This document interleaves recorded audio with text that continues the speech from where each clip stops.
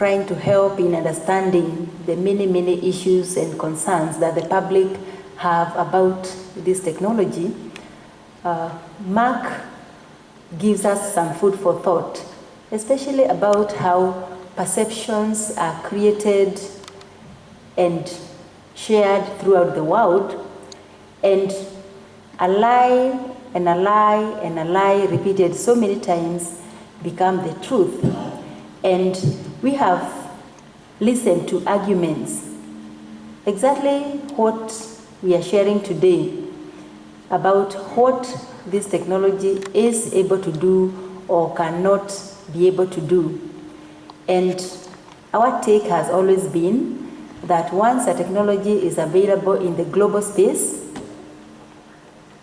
and it has also been emphasized here very well by my good friend here, our CEO of the NACOSTI, that the world is not going to wait for you, or is not going to slow down because you are behind.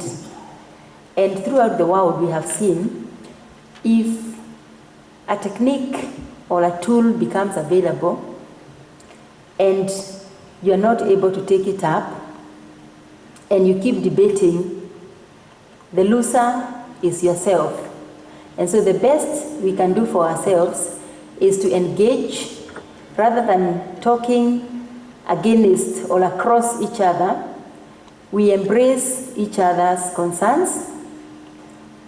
We appreciate that there are issues that need to be addressed about this technology, but very importantly, to know and to be assured that as experts in this field, there is no way and no one is going to allow the release of a product whose safety has not been thoroughly assessed, ascertained, approved, and tested. And so I look forward to our engagement.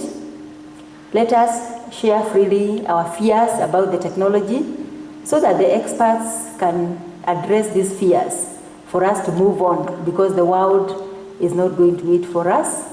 And the best of the nations that embrace technology at the earliest opportunity always becomes the lead.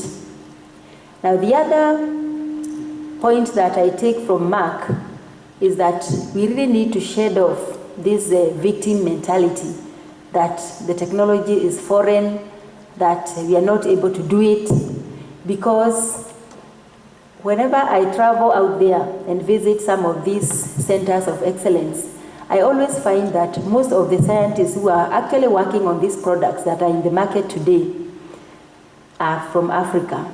But when you look at the rate of adoption of this technology in Africa, it is the lowest.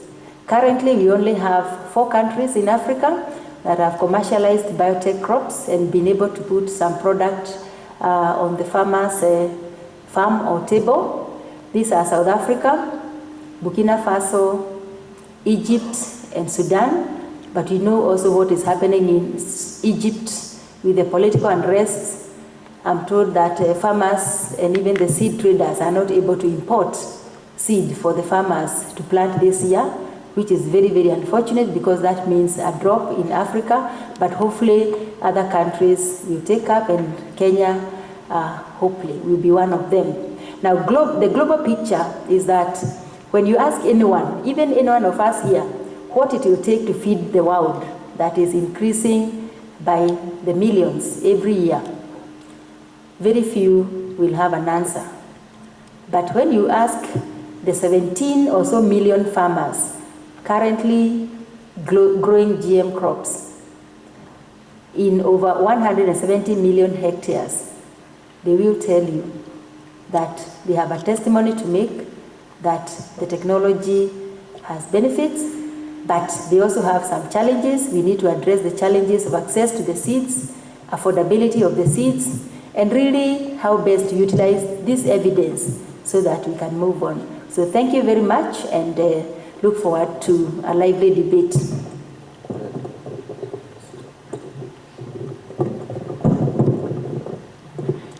As I was introduced, Dennis Chetere from the African Agriculture Technology Foundation, and just one word I want to share with you is that I'm glad you have come.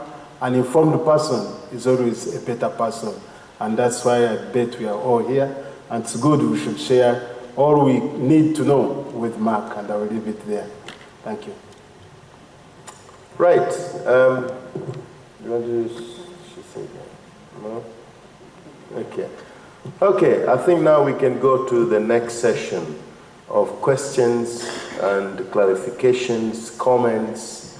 If you have a question or comment or clarification you would like, please state your name and institution you come from, and then you can fire it to Mark.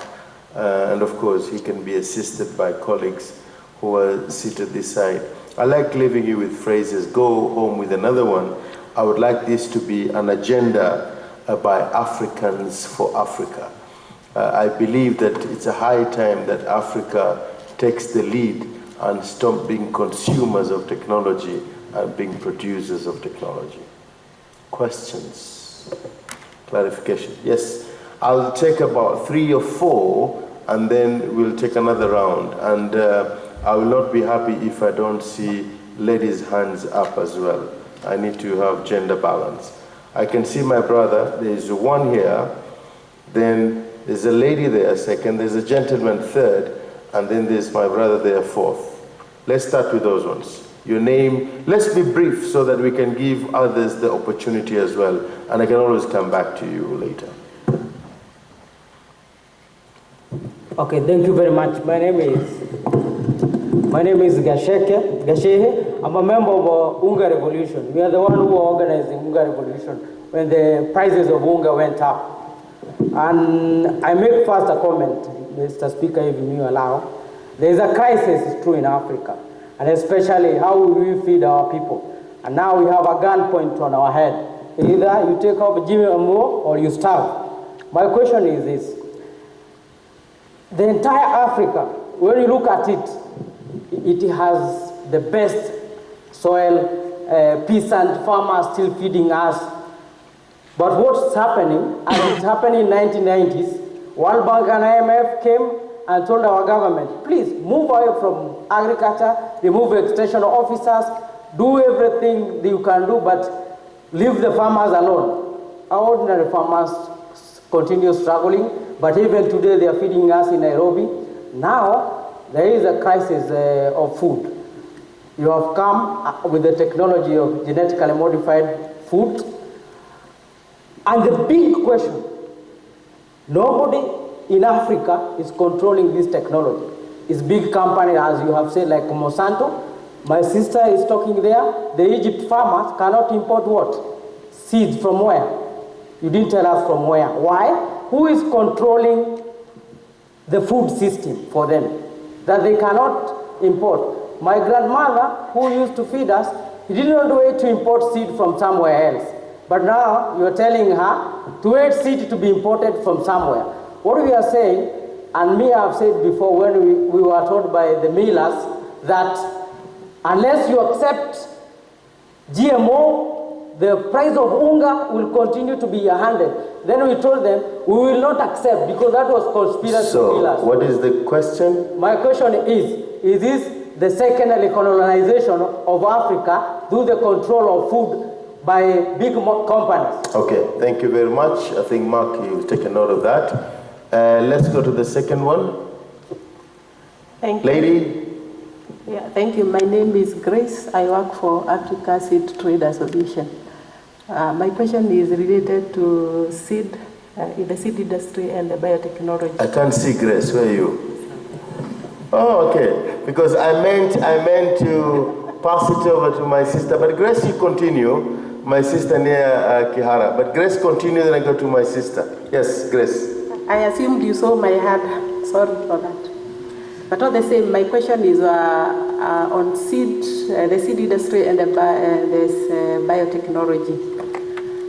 Now, I would like to know from the presenter, first of all,